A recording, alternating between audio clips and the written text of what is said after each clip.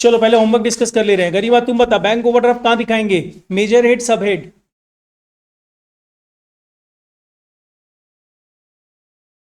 आप बोलो पूरा। Short term life, short term borrowings, ठीक है बैठो। Next, interest accrued and due on unsecured loans. Cherry. अच्छा एक सेकंड, बैंक ओवरड्राफ्ट क्या था पहले एक बार बताओ तो। चेरी तुम ही बता। Short term borrowings. अच्छा, अब next part is interest accrued and due on unsecured loans. हमारा आंसर है क्या वंशिका? तो इतना ज्यादा डिफरेंस क्यों? इंटरेस्ट कब से तुम्हारा नॉन करेंट लाइबिलिटी होने लगा? इंटरेस्ट आउटस्टैंडिंग इंटरेस्ट है। इंटरेस्ट अक्रूड एंड ड्यू हो या interest accrued but not due हो, वो तुम्हारा ऑलवेज करेंट लाइबिलिटीज है, अदर करेंट लाइबिलिटीज है। तो it's a current liabilities, other current liabilities. Next one, debenture redemption reserve. Krish क्या होगा? Shareholders fund, reserve and surplus. Next one, Yashika, capital redemption reserve.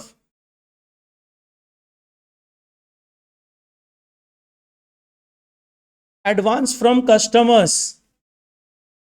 Yes. अच्छा, लेकिन कंसेप्ट इज दैट कि अगर यहां पे वर्ड लॉन्ग टर्म नहीं लिखता तो हम इसको बोलते हैं current liabilities. Next, other current liabilities. लेकिन यहां पे लॉन्ग टर्म वर्ड यूज कर दिया है, तो नॉन करंट लाइबिलिटीज बोरोइंग्स नहीं होगा ये। बोरोइंग्स कहां से हो जाएगा? Other long term liabilities. Non current liabilities, other long term liabilities.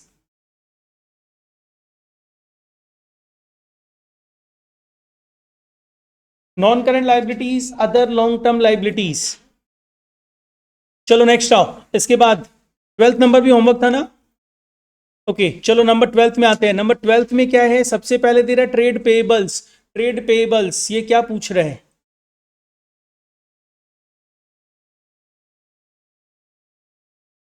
तो ट्रेड पेएबल्स तो इटसेल्फ में एक सबहेड है, तो इसमें वैसे क्या लिखेंगे? Current liability, trade payables. अच्छा, प्रोविजन फॉर टैक्स, माधव कहां पे आएगा? हमको नहीं पता है, तुम बताएगा तब पता चलेगा। Current liability, short term provisions. Proposed dividend, Palak तुम बताओ कहां पे आएगा?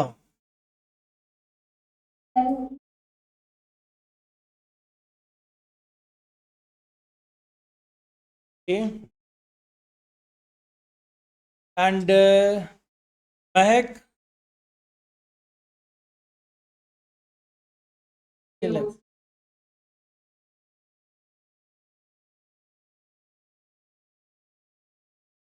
तेरी कुछ तो आंसर होना चाहिए, ऐसे बोलने से थोड़ी होगा। तुमको होमवर्क दिया गया था, तुमको बकायदा बुक्स में देख लेना चाहिए था, पढ़ना चाहिए था। रिजर्व एंड सरप्लस तो सब हेड हुआ, मेजर हेड क्या है? नॉन करंट लायबिलिटी में share holders fund, reserve and surplus. Nitisha, Vanshika,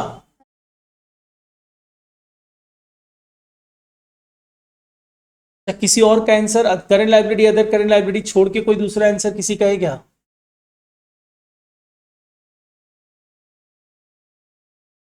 वैसे as per accounting standard 4, that is accounting standard 4 is contingencies and events occurring after balance sheet date. Proposed dividend is a contingent liability. Because propose dividend होता क्या है? Company क्या करता है? Dividend declare करता है कि मेरा प्रॉफिट हुआ है, हम इतना डिविडेंड देंगे। सपोज कर लो हम कंपनी का डायरेक्टर है और रिजल्ट बहुत अच्छा हुआ है, हम लोगों ने बोला कंपनी प्रपोज टू डिक्लेयर पे द डिविडेंड ऑफ रुपीज का परसेंटेज डिक्लेयर कर दिया, 30% डिविडेंड दे रहे हैं, ₹3 का डिविडेंड दे रहे हैं पर शेयर का, डिक्लेयर किया है। लेकिन एक्चुअली क्या होता है ना, जब डिविडेंड डिक्लेयर किया जाता है उसके बाद डिविडेंड अप्रूव्ड होता है, एंड डिविडेंड अप्रूव किया जाता है एजीएम में, शेयर होल्डर्स की मीटिंग में। शेयर होल्डर्स अप्रूव करते हैं। कंपनी तो बोल दिया हम 1000% डिविडेंड देंगे। Dividend actually paid up capital पे दिया जाता है। तो तुम लोग बोले 1000% मतलब सपोज कर लो पेड अप वैल्यू ₹1 है, तो ₹1 का 1000% कितना हो जाएगा? ₹1 का 1000% निकालो कितना होगा? 1000 ही होगा, तो 1000 रुपीज का डिविडेंड दे रहे हैं, ठीक है। तो ऐसा कुछ किया जा रहा है, डिविडेंड दे दिया जा रहा है, तो 1000 रुपया डिविडेंड दिया जा रहा है तुमको।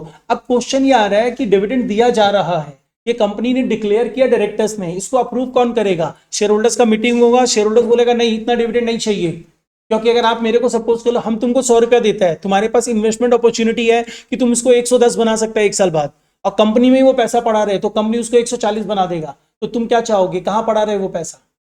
कंपनी में ही पड़ा रहे। तो बेसिकली ऐसा होता है, शेयर होल्डर कई बार रिजेक्ट कर देते हैं कि नहीं ये पैसा हम लोग को नहीं चाहिए, डिविडेंड कम दीजिए, डिविडेंड दीजिए ही मत। तो बेसिकली क्या हुआ, जो डिविडेंड डायरेक्टर्स डिक्लेयर करते हैं वो डिविडेंड शेयर होल्डर्स रिजेक्ट कर सकते हैं। तो इसका मतलब ये कंटिजेंसी पे डिपेंड करता है ना, कि शेयर होल्डर रिजेक्ट भी कर सकते हैं, मतलब लाइबिलिटी ऑकर भी हो सकता है, नहीं भी ऑकर हो सकता है, depending upon approval of the shareholders. तो always remember, propose dividend of the current year is a contingent liability. Last year का प्रपोज डिविडेंड पेड हो जाता है तो बैलेंस शीट में आता ही नहीं है, तो ऑलवेज ध्यान रखना। इसमें छोटा सा पॉइंट यहीं से अपने लिख ले रहे हैं,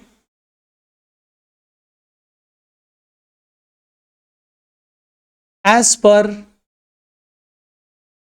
AS4 accounting standard 4, that is contingencies and events occurring after balance sheet date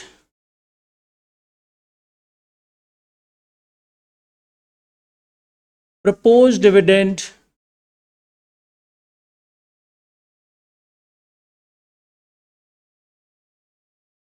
of current year is a contingent liability।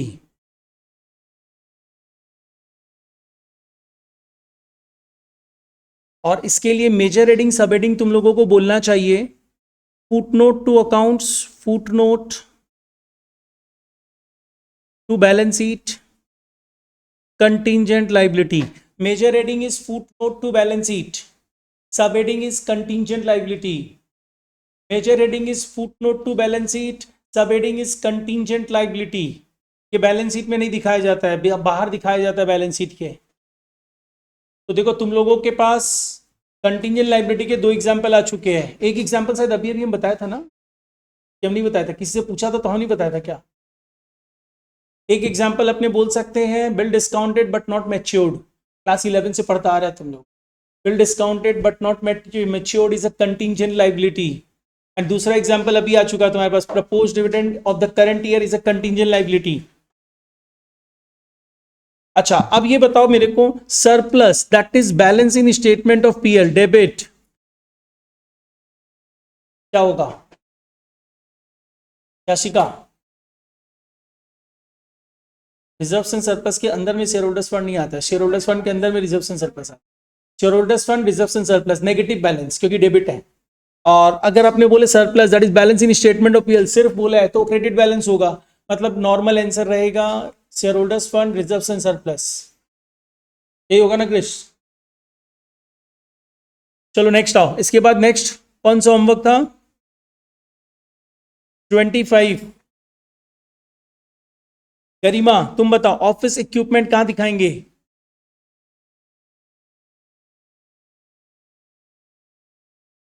Non current assets, non current assets मत भूल, property plant and equipments tangible asset.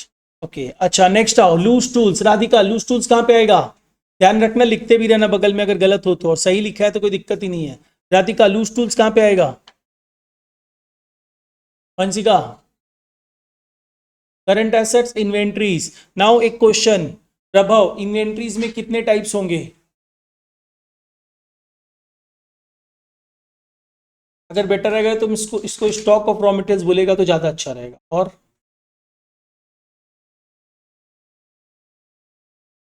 क्या क्या? थोड़ा ढंग से बोलो ना, थोड़ा वॉइस रेज करके बोलो। ओए माधव, खुद को तो आता नहीं और उसको बता रहा है। ठीक है चलो तुम्हें बताओ, अब बताओ तुम, तुमको आता है, तुम बोल चुका, कमिट कर चुका है। This is called commitment. यहाँ पे एक तो कमिटमेंट वर्ड भी है। तुम बोला हमको आता है, मतलब तुमको आंसर नहीं, ठीक है, नहीं अब तुम बताओ। पहला रॉ मटेरियल, दूसरा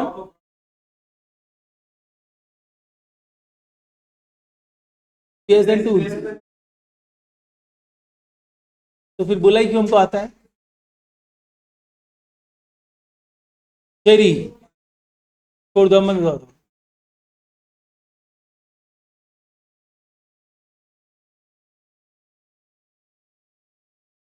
फाइनल गुड्स क्या होता है? कुछ नहीं होता है, फाइनल अकाउंट होता है। फाइनल गुड्स होता है क्या कुछ? क्या होता है तब? Finish goods. Raw materials, WIP, finish goods एक सीरीज में रखो ना, ये गुड्स से रिलेटेड है। उसके बाद other than the goods part रहता है, लूज टूल्स हो सकता है, स्टोर्स एंड स्पेयर्स हो सकता है, कंज्यूमेबल्स स्टोर्स हो सकते हैं, वो स्टोर्स एंड स्पेयर्स का ही पार्ट है। अच्छा, लूज टूल्स तुम लोग बोल दिया, current assets, inventories. Urvi, goodwill.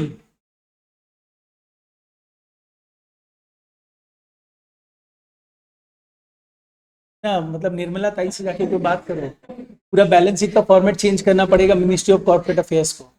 Non current liabilities में प्रॉपर्टी प्लांट एंड इक्विपमेंट दिखाना पड़ेगा।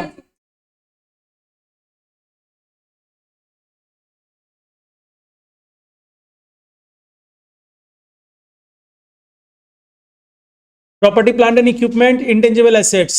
Yashika, trademarks.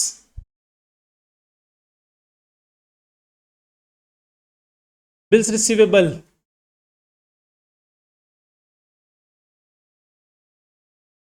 Current assets, trade receivables, ठीक है ना? राधिका, डेटर्स।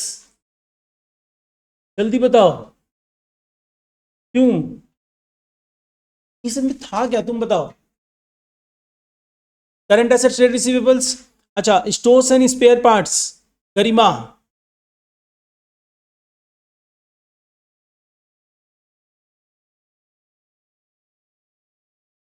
ओके, फर्नीचर, पलक।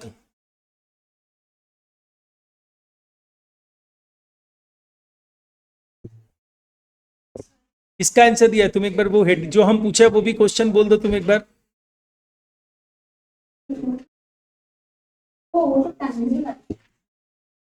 हाँ, तो पूरा बोलो। प्रॉपर्टी प्लांट एंड इक्विपमेंट में टेंजिबल एसेट्स। अच्छा, नेक्स्ट वन, देव तुम आंसर दो। देव, क्या होगा आंसर? नाइन्थ नंबर, नहीं नाइन्थ नहीं, 12th number.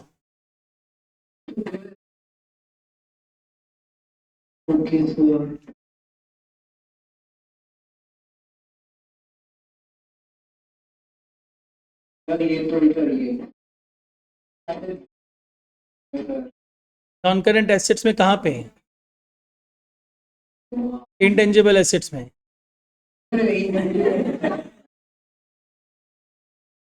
Property plant and equipment, intangible, tangible asset, tangible assets, ठीक है। अच्छा, next one, Bhumi, work in progress. Property plant and equipment work in progress. देखो, ये वर्क इन प्रोग्रेस सिर्फ वर्क इन प्रोग्रेस नहीं है, मशीन का है। मशीन मतलब टेंजिबल फिक्स एसेट्स का, तो this is a capital work in progress. तो property plant and equipments, capital work in progress, ठीक है। नेक्स्ट वन, हाँ हम स्किप कर दिया, समझ। नेक्स्ट आओ, प्लांट। प्लांट कहाँ पे आएगा नीतिशा?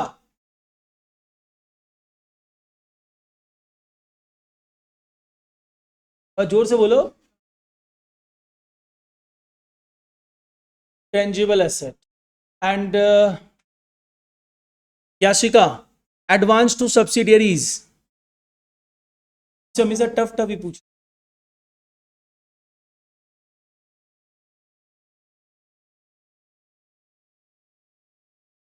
ऐसा ठीक से बोलो थोड़ा। Long term loans and advances में, राइट है ना ये?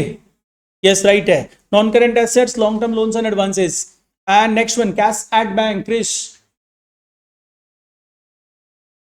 और cash in hand, Yash.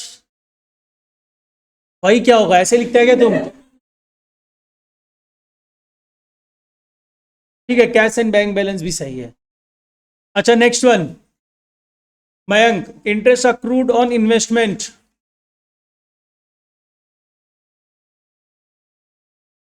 Current assets, other current assets. Okay. Deposit with electric supply company. Vansika. Good. चलो next आओ. Number 26. माधव. तुम पूरा बता रहे हो, बताओ बिल्स रिसीवेबल कहां पे आएगा? इतना सोचना पड़ेगा सर, तो बोलते ही तुमको आंसर देना चाहिए, नहीं वंशिका? ट्रेड क्रेडिटर्स कहां पे आएगा? उसके नीचे क्रेडिटर्स है. Current liability, trade payables, interest accrued and due on debentures. ये वेदांत आंसर दे रहा है. Vedant, interest accrued and due on debentures.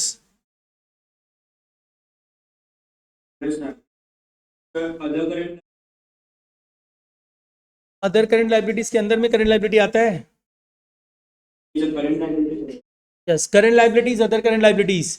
Next one, stores and spares. Urvi तुम बता. Stores and spares and provision for taxation. Kritika. चलो ठीक है, नेक्स्ट आओ. 27th, mortgage loan. Nitisha. Trade creditors नहीं पूछे क्या? कोई बताया था? ट्रेड क्रेडिटर्स हो जाएगा तुम्हारा current liabilities, trade payables. Trade payables include two things. एक तो क्रेडिटर्स, और क्या इंक्लूड होता है चेरी? Bills payable. अच्छा, मॉर्गेज लोन बता चेरी.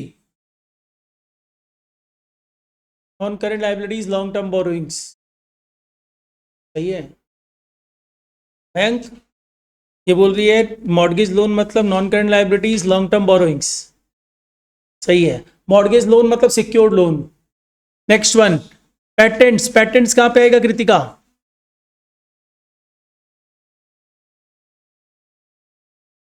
ओके. एंड ये राधिका, जनरल रिजर्व. तो क्यों नहीं आता तुमको? वीडियो देखना चाहिए था ना. तुम बताइए यासिका. अच्छा, इन्वेस्टमेंट. प्रभाव. फ्री का मार्क्स है इस चैप्टर में, इन्वेस्टमेंट, और उसमें भी तुम लोग फ्री का मार्क्स पूरा लाएगा नहीं, हमको पूरा विश्वास है ना? चेरी नहीं लाएगा ना सब कोई? लेके आएगा. इन्वेस्टमेंट नॉन करंट लायबिलिटी में, अदर करंट लायबिलिटी. तो फिर इन्वेस्टमेंट कब से लायबिलिटी होने लगा? कुछ भी बोल देता तुम लोग. बता. यहाँ पे जब भी इन्वेस्टमेंट का नेचर नहीं पता हो, always consider it as non current investment. यहाँ पे पता है शॉर्ट टर्म है कि लॉन्ग टर्म है? शॉर्ट टर्म होता तो करंट इन्वेस्टमेंट होता, नहीं पता है तो लॉन्ग टर्म है. तो हम लोग यहाँ पे क्या करेंगे? इन्वेस्टमेंट मतलब property, plant and equipments. Non current, नहीं, नॉन करंट एसेट्स में non current investment. Next, mining rights. Garima. non-current assets, property, plant and equipments, intangible assets. 10% debentures. लहर. अच्छा, नेक्स्ट वन, वेदांत. वेदांत नहीं, वेदांत से पूछ लिया है. Muskan, premium on redemption of debentures.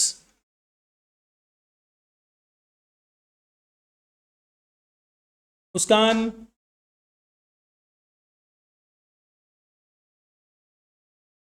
तो ये किसको पता है? हैंड रेज करो. यहाँ पे भी बताओ तुम लोग, यहाँ पे भी हैंड रेज करो. बस इतने लोगों को पता है सिर्फ. और वेदांत तुमको तो पता होना चाहिए, तुम एक बार मेरे से स्पेसिफिकली क्वेश्चन पूछा था. तो हैंड कौन रेज करेगा? भूमि. सर पता है. बताओ. नॉन करंट लायबिलिटीज में long term. Non current liabilities, long term borrowings. Premium on redemption और डिवेंचर जिस बोरोइंग्स के साथ रहेगा उसके साथ अटैच हो जाता है. नेक्स्ट वन, ब्रांड्स दिया हुआ है, इसका क्या करें?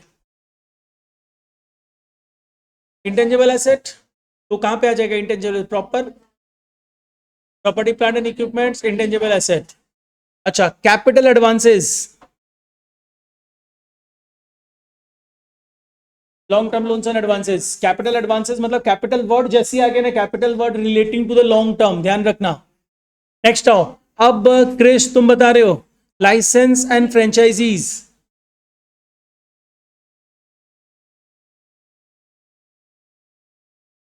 और कोई होमवर्क? बोलो बोलो। चलो देखो, सुनना ठीक से, इसमें सुनना पड़ेगा तुम लोगों को ठीक से।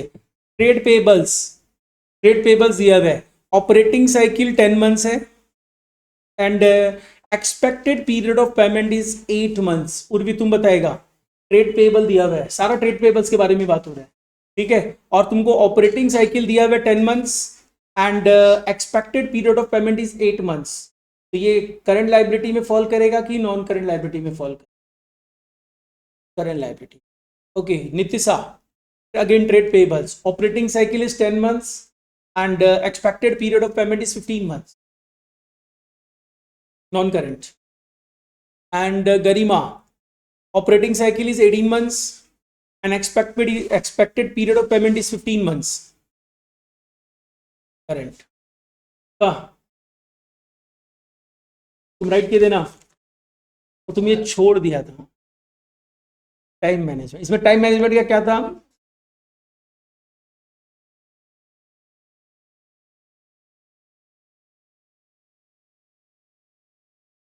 एक बार इसको चेक कर लो, इसमें आंसर दे दो।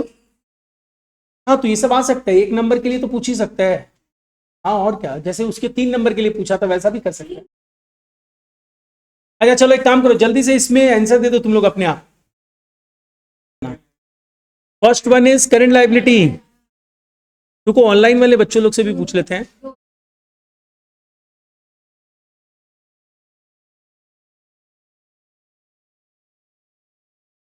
अच्छा रुको, अब वेट, दूसरा question. Aryan, third number is the current liability ना, ये non current liability? Third one जो है वो नॉन करंट लायबिलिटी है कि करंट लायबिलिटी है?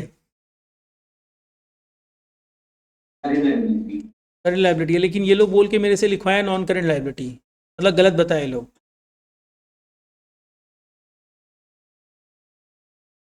देखो या तो ये सारा थ्योरी पढ़ लेना या इसको पढ़ लेना। इसमें हम बोला 12 मंथ्स और operating cycle whichever is later, उसके अंदर जो भी लाइबिलिटी एसेट्स फॉल करेगा वो करंट आइटम होगा, ठीक है। और उसके बियॉन्ड जो भी जाएगा वो नॉन करंट होगा। तो यहाँ पे तुम देखो, यहाँ पे क्या ऑपरेटिंग साइकिल 10 मंथ्स है और 12 मंथ्स। तुम यहाँ पे देखो 10 मंथ्स और 12 मंथ्स अगर लोगे तो कौन सा पार्ट है? लेटर इज 12 मंथ्स, तो 12 मंथ्स के अंदर है तो करंट है, 12 मंथ्स के बियॉन्ड है तो नॉन करंट है। यहाँ पे एक्सपेक्टेड पेमेंट क्या है? 12 मंथ्स के बियॉन्ड है, इसका मतलब नॉन करंट है, नॉन करंट है। तो इसको वैसे नॉन करंट लाइबिलिटीज में कहाँ पे दिखाएंगे वंशिका, ट्रेड पेएबल को? लाइबिलिटीज, नॉन करंट लाइबिलिटीज में ट्रेड पेएबल्स कब से आने लगा? अदर करंट लाइबिलिटीज, नहीं sorry, other long term liabilities. अच्छा next one, next fourth number, Palak answer this. पहले ये चेक करो, operating cycle is 18 months and normally accounting is 12 months.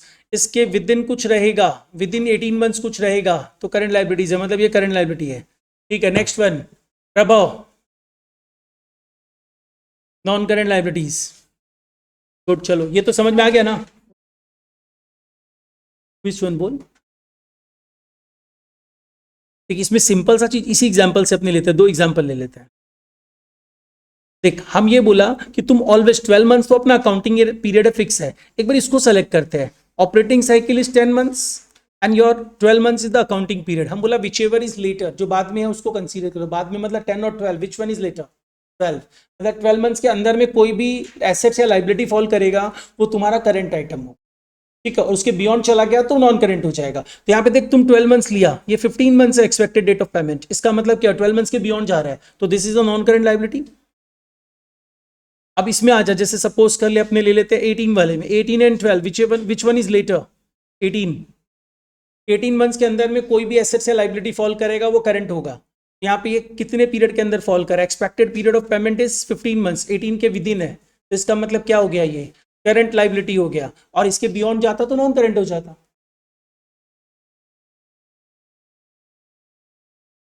चाहे एक बार इसको भी जल्दी से सॉल्व कर लो तो, पेज नंबर 94।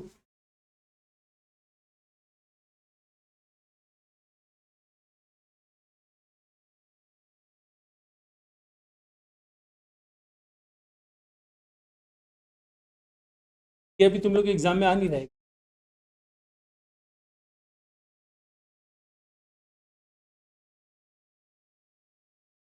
हो गया।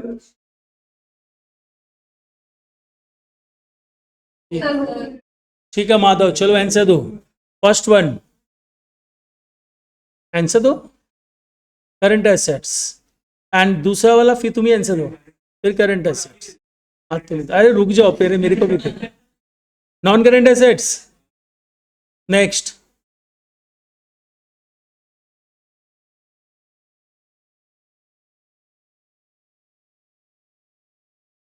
देख लो सही है ना सबको, लग रहा है ना कि ऐसा ही होना चाहिए। Yes sir.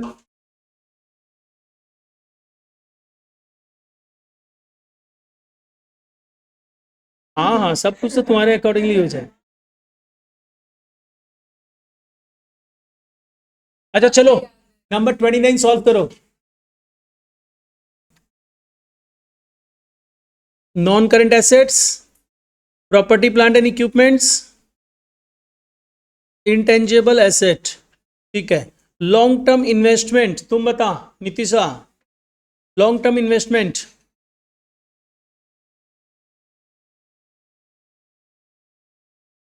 तुम बता Krish, non current assets, long term investment,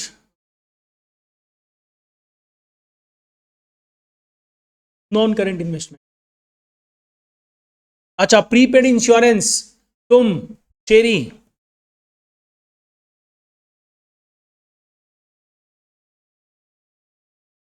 current assets में, अदर करंट एसेट। वैसे इसमें भी देखना, जैसे हम तुम लोगों को बोला ना कि जैसे डिपॉजिट्स में भी, जैसे सीएससी के पास डिपॉजिट किया तो तुम उसको एडवांसेस में भी रख सकते हैं, अदर करंट, अदर नॉन, ये नॉन करंट एसेट्स में भी डाल सकता है। वैसे ही यहाँ प्रीपेड इंश्योरेंस में भी दो डिवीजन है। प्रीपेड इंश्योरेंस मतलब एडवांस होता है, ठीक है, तो एडवांस होता है तो तुम इसको बेसिकली क्या करोगे, करंट एसेट्स में short term loans and advances में डालोगे one part, other current assets में भी डाल सकते हो अनदर पार्ट।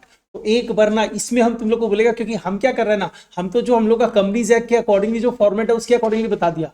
एक बार तुम लोग भी चेक कर लेना, हम भी चेक कर लेंगे, स्कूल्स में जैसे करवा रहे हैं, बुक्स में जैसे किया वो लेना, क्योंकि नहीं तो बिना मतलब के 1 नंबर चला जाएगा।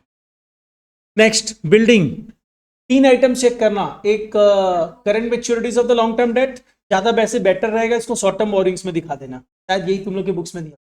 दूसरा पार्ट तुम लोग चेक कर लेना कोई भी डिपॉजिट्स का, और तीसरा पार्ट तुम लोग चेक कर लेना प्रीपेड इंश्योरेंस का। प्रपोज्ड डिविडेंड तो कंटीजेंट लायबिलिटी है,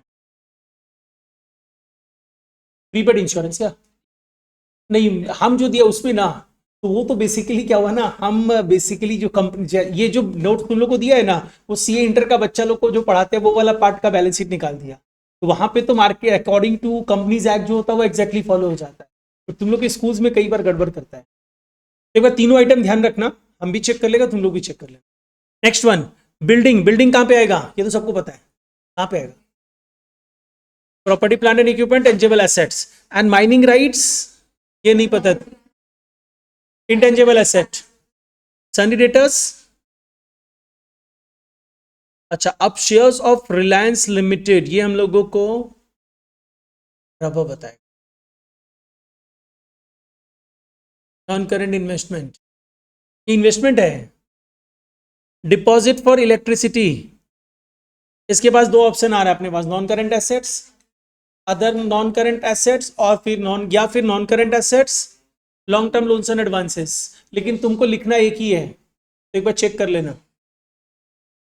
शेयर्स ऑफ रिलायंस इंडस्ट्रीज तुम क्या करेगा, खरीदेगा शेयर्स, तो शेयर्स खरीद रहा है मतलब क्या है, इट्स एन इन्वेस्टमेंट। अब इन्वेस्टमेंट में नेचर नहीं पता है, लॉन्ग टर्म है कि शॉर्ट टर्म है, तो हम क्या बोला, लॉन्ग टर्म मानेंगे, लॉन्ग टर्म मतलब non current investment. Investment in land and building, investment in land and building है, ये लैंड एंड बिल्डिंग नहीं है, मतलब ये non current assets, non current investment. Computer software, intangible asset. अच्छा, तो ये सब तुम लोगों से पूछेगा तो मेजर हेडिंग माइनर हेडिंग आराम से कर लेगा। ऑपरेटिंग साइकिल समझ चुका है। और अब हम लोग समझते हैं बैलेंस शीट अगर बनाने देते डायरेक्ट तो कैसे बनाएंगे।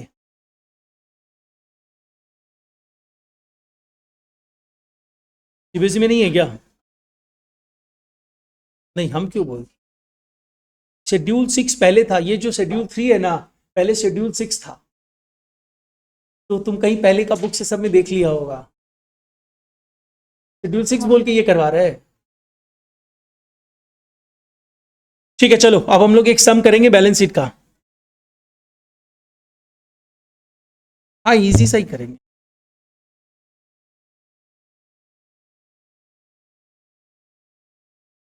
चलो यही करते हैं, सम नंबर 37, एकदम छोटा सा इजी सा है। पेपर का बैलेंस शीट तो जब पहले इसको करते हैं उसके बाद वही करेंगे। अच्छा, 37 नंबर।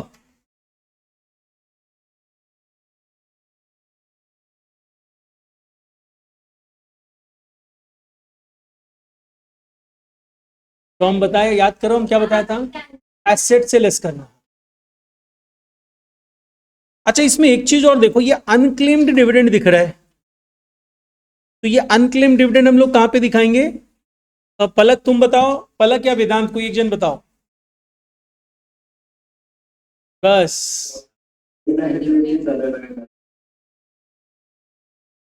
हाँ, वो ये बताएगी नहीं तो हम पूछ लेंगे, किसी और से पूछ लेंगे, बहुत जन है। ठीक है ना पलक? पता तो चल ही जाएगा मेरे को। नहीं, पता नहीं है, और मतलब सुना होगा लेकिन याद नहीं है। तुम आंसर नहीं दिया इसीलिए। अनक्लेम पहले किया था मैंने। सही आंसर दी थी क्या? ये लोग बोल रहे नहीं। मैंने सही बताया। सही बताई थी, झूठ मत बोलो। सही मत कर। हाँ, बताई थी, बताई।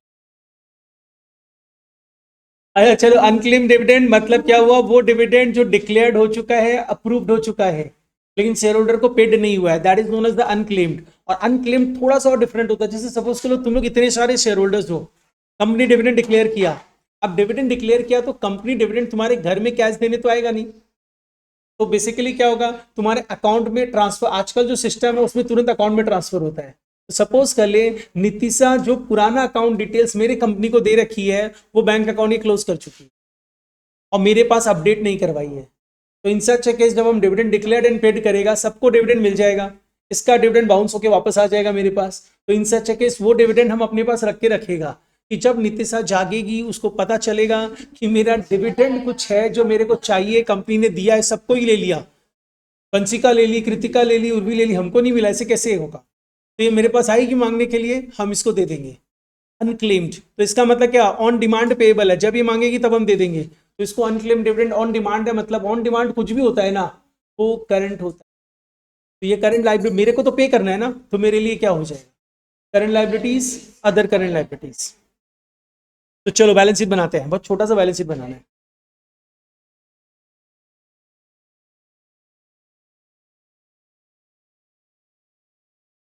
और कल भी हम लोग ऐसा ही एक छोटा सा टॉपिक करेंगे, बकवास सा topic, comparative and common size statements, वो कल ही खत्म कर लेंगे।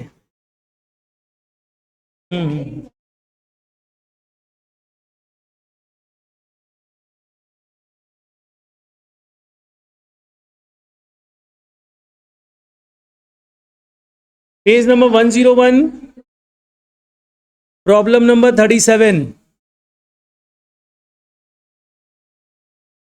बैलेंस शीट का फॉर्मेट ड्राफ्ट कर लो।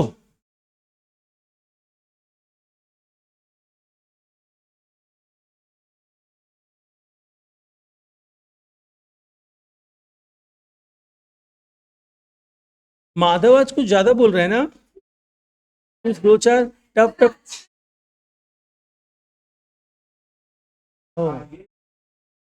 से दो चार क्वेश्चन पूछ लेते टफ टफ।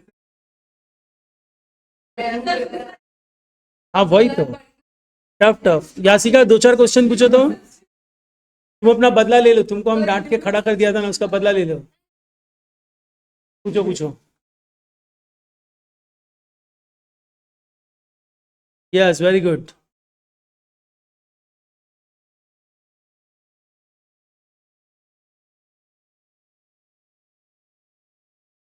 बैलेंस ये स्टेटमेंट ऑफ पीएल।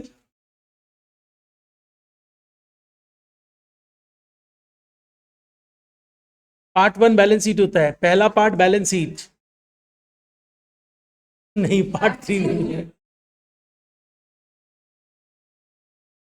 नहीं, पार्ट 3 नहीं है इसमें।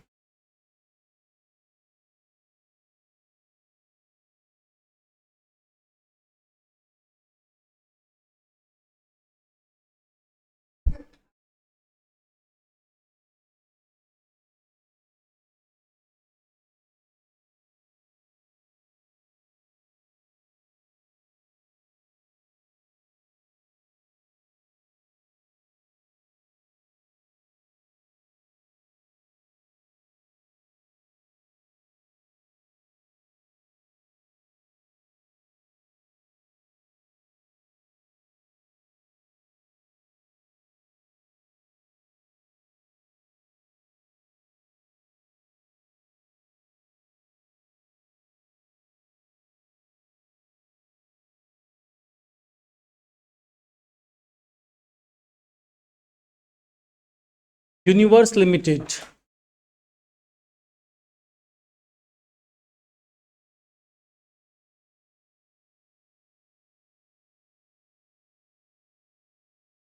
Balance sheet as on 31 March 2016।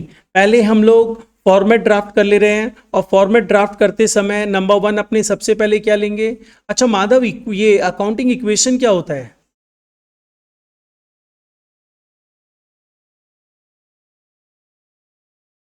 अभी तो तुम बोला हम चुप है। इक्विटी एंड लाइबिलिटीज, इसके अंदर में क्या क्या हेडिंग्स होगा? पहला part is the shareholders fund. Shareholders fund में हम लोग क्या क्या दिखाएंगे?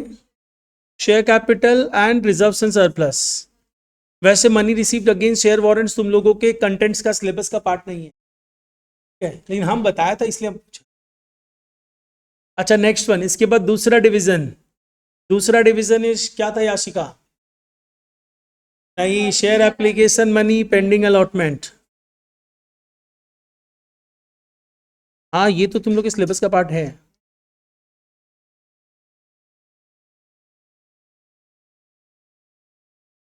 हाँ, और आ गया इसी बार तो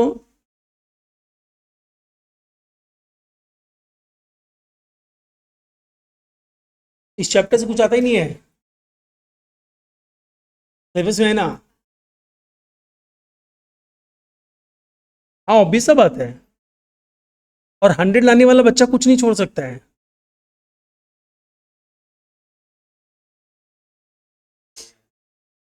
माधव, फिर से तुम बोल रहे हैं? तो तुम इतना डाउट क्लियर कर रहा, मेरा भी डाउट क्लियर करो।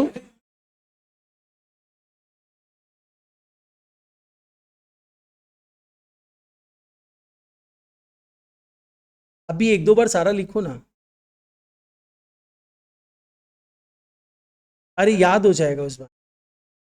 क्या सारा लिख लिया ना? ठीक है, लेकिन मेरे को तो बता दो, लॉन्ग टर्म बोरोइंग्स, फिर डेफर्ड नहीं आएगा, काम का नहीं है, छोड़ दो। फिर अदर लॉन्ग टर्म लाइबिलिटीज।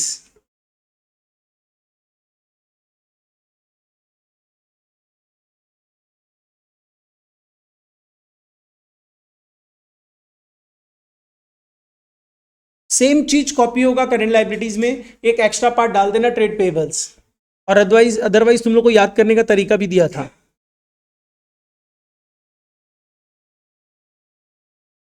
अरे तो हम तो तुम लोग को भेज ही दिया था। अरे हम भेज भी तो दिया था तुम लोगों को। अरे हम तुम लोगों को पीडीएफ भी भेज दिया था। Good good.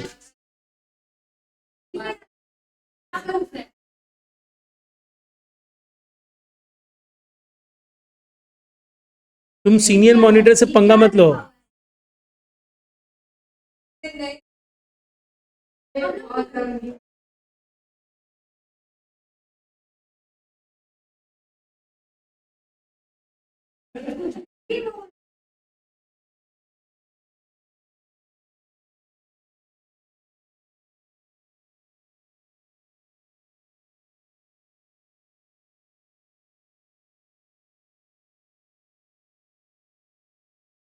हो गया library side complete.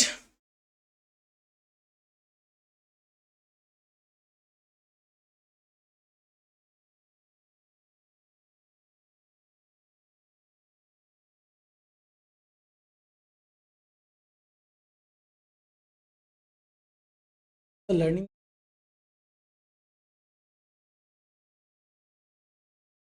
Handling.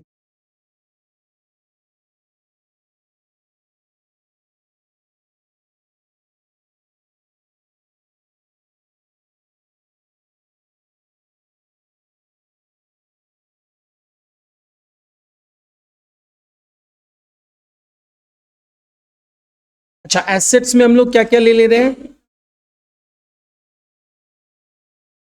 Non current assets,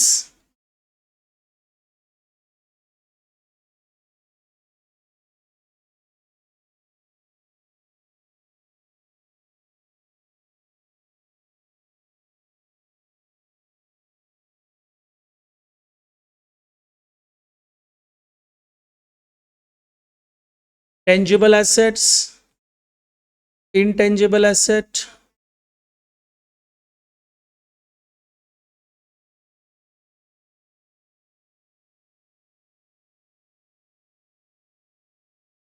intangible asset under development। वैसे तुम लोगों को जो पार्ट नहीं है वो तुम लोग इग्नोर कर सकते हो, लेकिन इनिशियली 2 4 5 सम्स करते हुए तुम लोग सॉल्व पूरा करके किया करो, उससे क्या होगा तुम लोग को याद रहेगा फॉर्मूला। तुम लोग नहीं है डिफरेंट।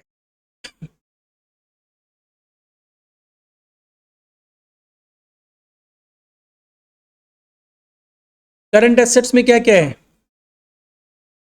करंट इन्वेस्टमेंट,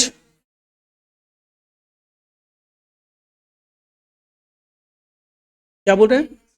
नहीं लिखा क्या उसमें? अच्छा हाँ, नहीं लिखा। हाँ हाँ, नहीं लिखा, नहीं लिखा।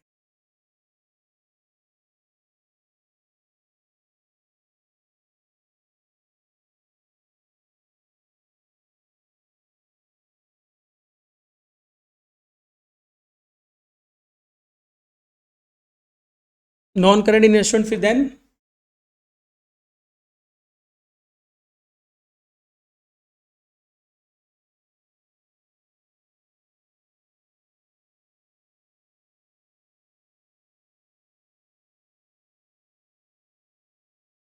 Cash and bank balance. और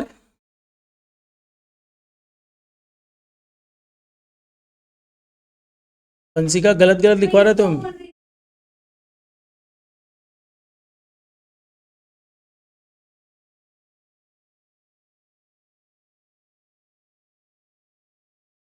उसके बाद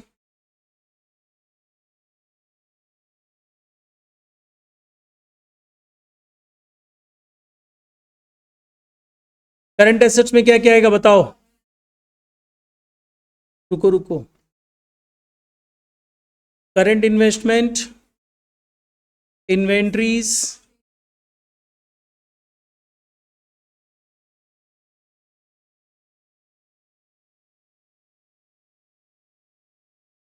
देन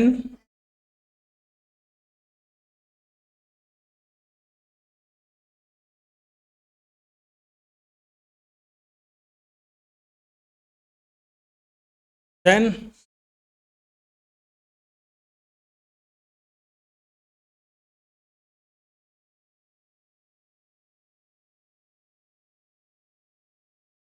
देन लास्ट वन।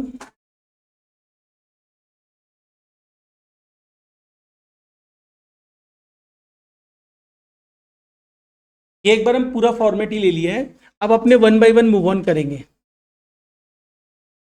तो देखो, नोट्स टू अकाउंट्स में अगर अपने जाएं तो हम लोग को notes to accounts number 1 share capital के लिए रिक्वायर्ड होगा, नंबर 2 रिजर्व्स एंड सरप्लस के लिए रिक्वायर्ड होगा, और देखो और क्या क्या है। Bank balance cash and cash equivalent में आएगा, ये तो रिजर्व्स एंड सरप्लस में चला जाएगा। टेंजेबल एसेट्स, ये पूरा टेंजेबल एसेट्स का पार्ट है। इनटेंजेबल एसेट बस इतना ही तो है। Other current liabilities, examination paper जब मिले ना उसमें बगल में पहले लिख लेना ये अदर करंट लाइबिलिटीज है, ये क्या है, सब चीज लिख लो, उसके अकॉर्डिंगली दे देना। तो यहाँ पे देखो मेरे को दिखा एक क्या क्या डिवीजन दिख रहा है मेरे को। यहाँ पे आ जाओ, लॉन्ग टर्म बोरोइंग्स कुछ नहीं है, अदर करंट लाइबिलिटीज नहीं है, लॉन्ग टर्म प्रोविजंस नहीं है। तुम लोग चाहे तो ये पूरा का पूरा नॉन करंट लाइबिलिटी स्किप कर सकता था, हम लोग बनाए हैं स्किप कर सकता था। अच्छा नेक्स्ट आ जाओ, शॉर्ट टर्म बोरोइंग्स कुछ है क्या? नहीं। ट्रेड पेबल्स नहीं है शायद। अदर करंट लाइबिलिटीज है तो notes number 3। Short term provisions कुछ नहीं है, तो जो जो चीज नहीं है ना वो चीज स्किप किया जा सकता है। नेक्स्ट वन, अब इधर आ जाओ, टेंजेबल एसेट्स है तो नोट्स नंबर 4, इनटेंजेबल एसेट्स है नोट्स नंबर 5 और नहीं है। नॉन करंट इन्वेस्टमेंट नहीं है, करंट इन्वेस्टमेंट भी नहीं है। इन्वेंट्रीज हम देखो है क्या? ट्रेड रिसीवेबल्स नहीं है। कैश एंड कैश इक्विवेलेंट्स है।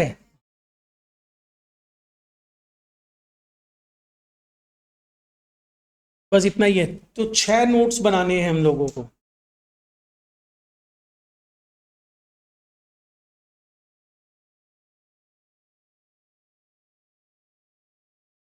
अदर करंट लायबिलिटी में अनक्लेम डिविडेंड आएगा, अनक्लेम डिविडेंड। चलो नोट्स,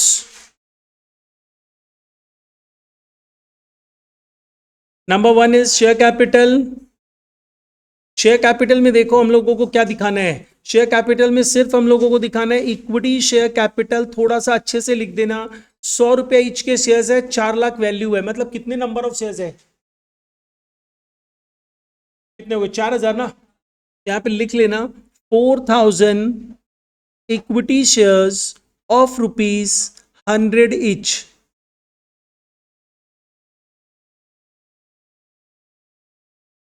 नेक्स्ट उसके बाद note number 2, note number 2 is reserves and surplus. Reserves and surplus में देखो क्या क्या अपने पास है।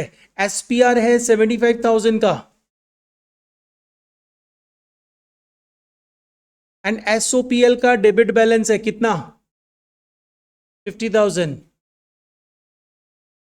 मतलब हमारे पास 25,000 रुपया का बैलेंस है positive. Note number 3, other current liabilities, that includes only unclaimed dividend.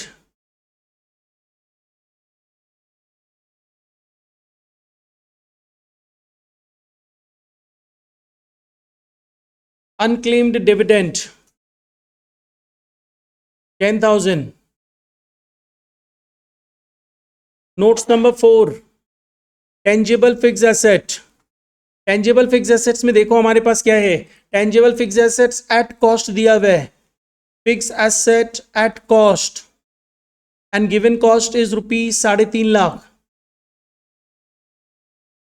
और उससे रिलेटेड एक्यूमुलेटेड डेप्रिसिएशन दिया हुआ है, उसको लेस कर देना।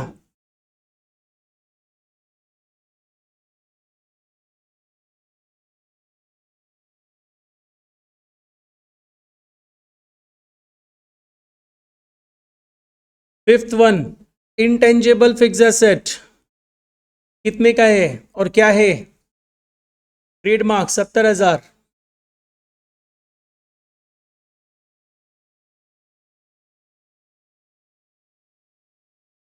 लास्ट वन ना cash and cash equivalent,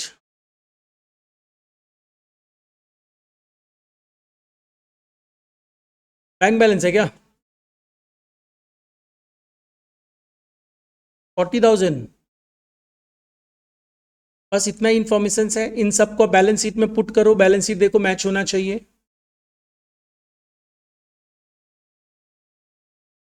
copy paste कर दो जहां पे बैलेंस शीट बनाया वहां।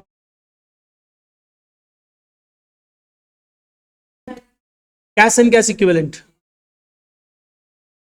40,000, देन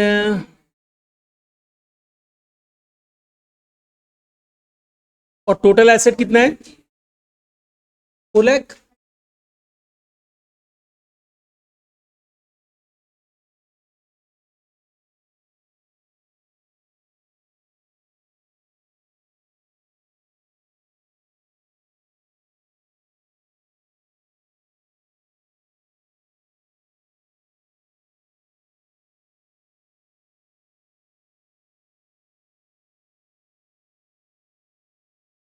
अच्छा चलो जल्दी से आओ, ये जो सब अभी तुम लोग को भेजा गया ना उसका खाली ये शेयर कैपिटल पोर्शन कैलकुलेट कर दो, मतलब सॉल्व करके दिखा, बैलेंस शीट नहीं बनाना है। इतना देर से यही तो बोल रहे हैं, खाली शेयर कैपिटल।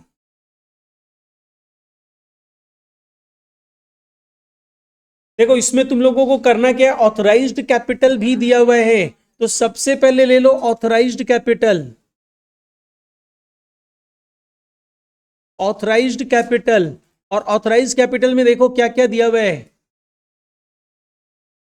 ऑथराइज्ड कैपिटल में हम लोगों को दिया हुआ है कि कंपनी के पास 3000 6% प्रेफरेंसेस है, 3000 6% प्रेफरेंसेस ऑफ रुपीज 100 इच, मतलब अमाउंट कितना हो गया 3 लाख। इसके बाद 8000 equity shares of rupees 100 etch,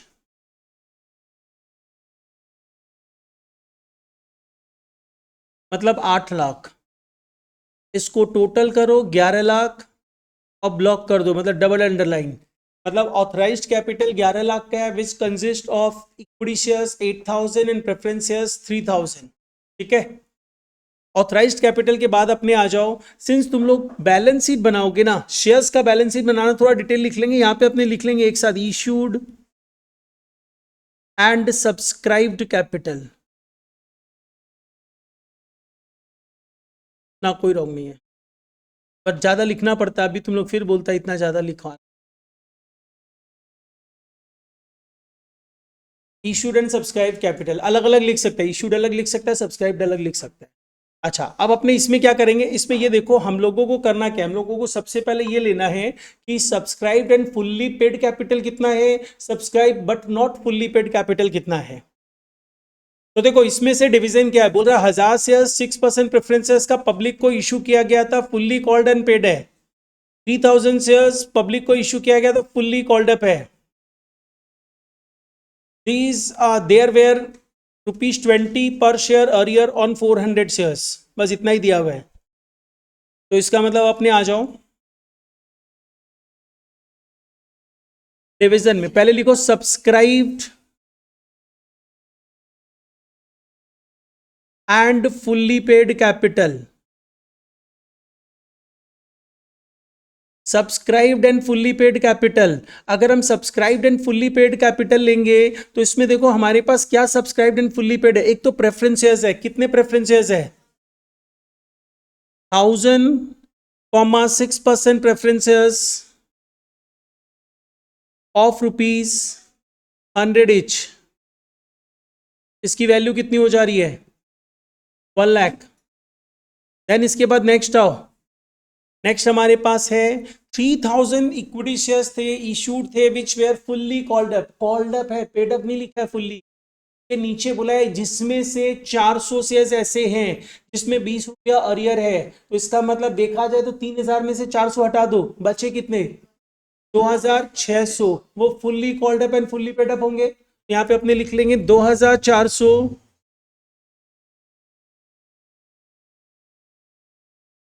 equity shares of rupees, exam में ईएस मत लिखना, पूरा लिखना equity shares, equity shares of rupees 100 etch, ये तो fully called up and fully paid up है, 2,60,000। इसको भी अंडरलाइन मत करना, ब्लॉक मत करना। अब नेक्स्ट आओ, subscribed but not fully paid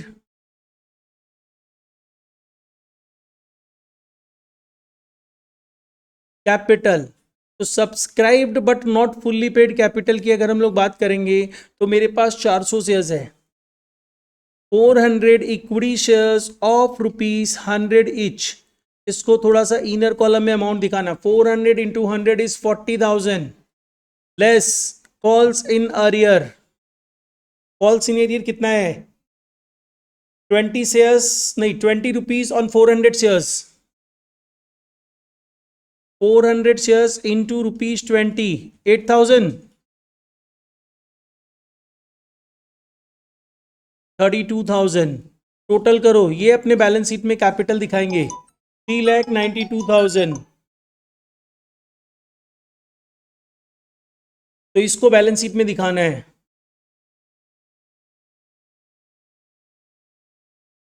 ठीक है, ये तो कैपिटल समझ गया, कैपिटल पोर्शन समझने वाला था। लेकिन अब इसके बाद एक बार डिस्कस कर लेते हैं और जो अमाउंट दिया हुआ है। सिक्योरिटीज प्रीमियम दिया है, कहाँ दिखाएंगे? Reserves and surplus. Statement of PL debit balance दिया है, तो रिजर्व्स एंड सरप्लस दो है 75 और नेगेटिव में 50, तो अल्टीमेटली रिजर्व्स एंड सरप्लस 25,000 होगा। सेम टाइप पार्ट है। उसके बाद बोला tangible fix assets, accumulated depreciation, बताइए क्या करेंगे? स्टोर्स एंड स्पेयर्स इन्वेंट्रीज में दिखाएंगे, करंट एसेट्स में, करंट एसेट्स इन्वेंट्रीज। ठीक है, अब एक काम करो, तुम लोग को कुछ होमवर्क दे देते हैं। तो इस सब में ठीक है, इस सब में होमवर्क भी नहीं देते इस चैप्टर में। तो ये चैप्टर हो गया ना, समझ में आ चुका है ना? बीच में कुछ कुछ सम्स करते रहेंगे कभी कभी। ओके चलो, बाय बाय।